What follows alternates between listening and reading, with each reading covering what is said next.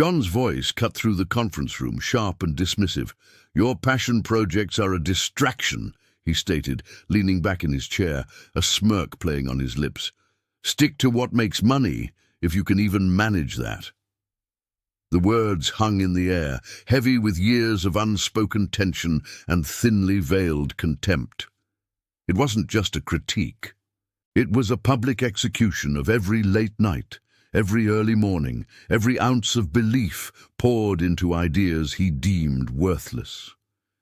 His gaze flickered to the stack of proposals on the table, meticulously prepared, each page a testament to countless hours of research and creative energy. Without breaking eye contact, John reached out, a deliberate, slow movement, and with a swift, almost casual flick of his wrist, he sent the entire pile cascading to the polished floor, papers fanned out, scattering across the expensive carpet like discarded dreams. The sound was soft, almost gentle, yet it resonated like a thunderclap in the sudden silence.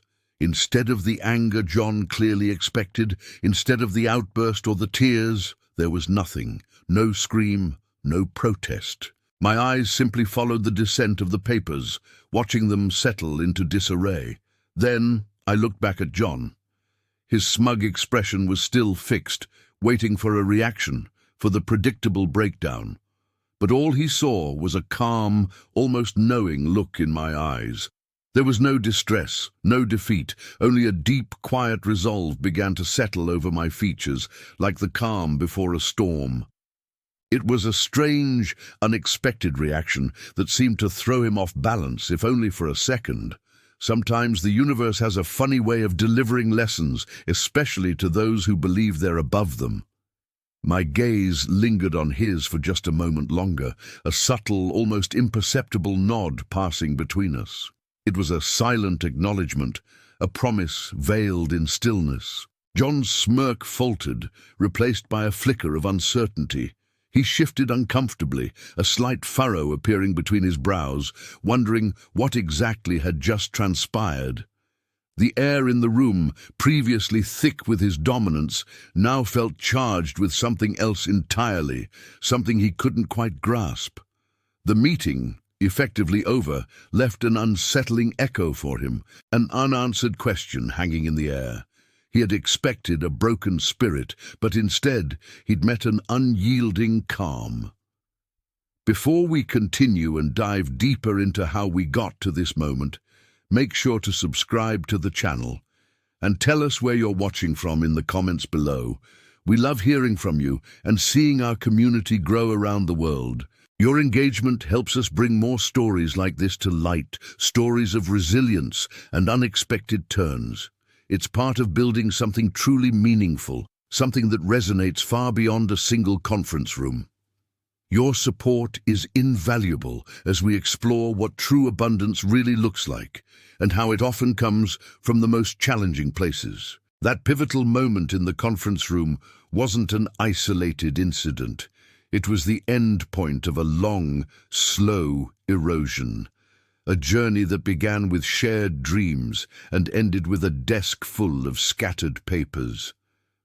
To understand that silent nod, that calm resolve, we have to go back to the beginning, to a time when John and I were just two ambitious individuals with a shared vision, fueled by the kind of naive optimism that only early career professionals possess.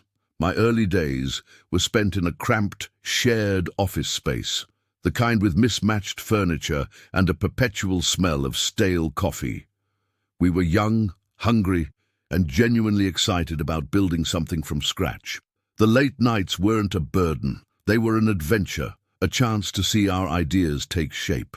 That co-working space was a vibrant hub, full of other dreamers, artists, and entrepreneurs.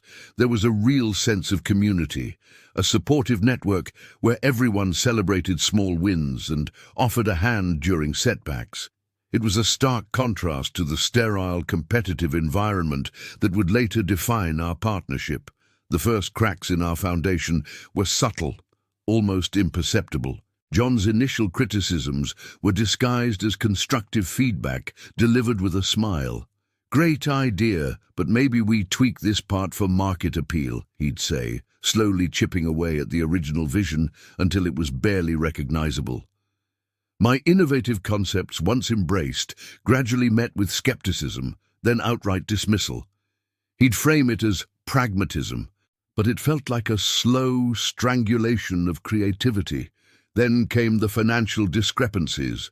Small at first, a few hundred here, 1,000 there, always explained away with complex jargon about operational overheads or unexpected market shifts.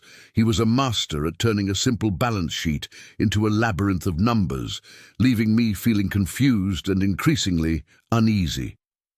I'd try to follow, to understand, but his explanations always seemed to loop back on themselves, leaving me no clearer than before.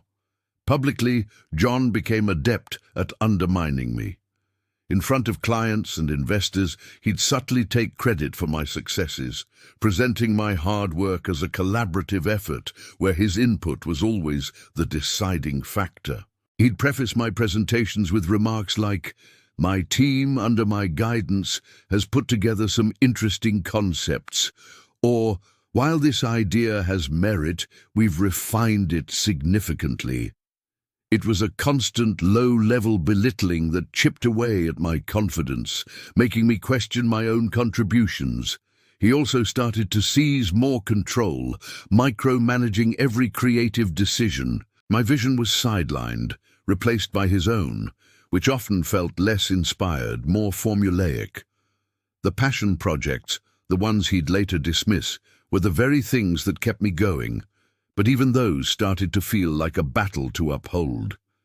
The emotional labor of managing John's volatile moods was draining.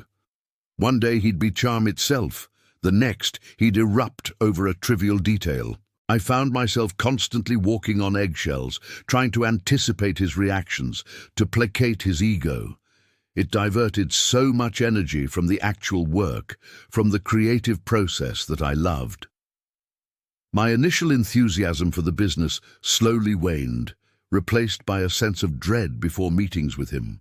The excitement of building something from the ground up began to feel like a distant memory. His constant criticism, delivered with a condescending tone, led me to question my own capabilities. Despite a history of successes, I started to doubt my judgment, my instincts. He strategically isolated me from key team members and decision-makers, making me feel increasingly alone in the company I had helped build. The stress manifested physically too.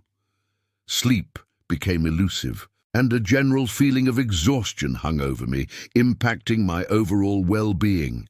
It was a slow, painful descent, but it also laid the groundwork for the clarity that arrived when those papers hit the floor. The papers scattering across the conference room floor and John's smug face above them didn't trigger anger. Instead, it brought a sudden, sharp clarity. It was like a switch flipped inside me. The silent reaction wasn't resignation, it was a moment of profound realization. John's final insult, dismissing my passion projects as distractions, ironically ignited a forgotten spark within me. It was the original, unadulterated passion that had started everything, the one buried under years of his criticism and control. I finally understood that true abundance wasn't just about financial gain or external validation. It was about aligning my actions with my core values and purpose. The real secret was realizing that material wealth alone could never sustain genuine fulfillment. It was about cultivating an inner state of abundance, a deep well of self-worth and purpose, regardless of what was happening outside. John had stripped away so much, but he couldn't take that.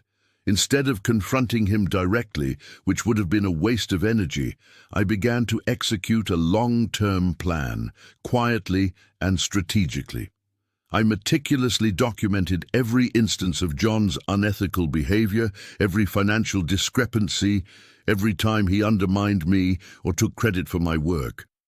I started consolidating my own intellectual property, making sure all my original ideas and contributions were clearly attributed to me. Simultaneously, I discreetly reached out to key industry contacts. These were people who had always respected my original vision, people John had tried to keep me away from.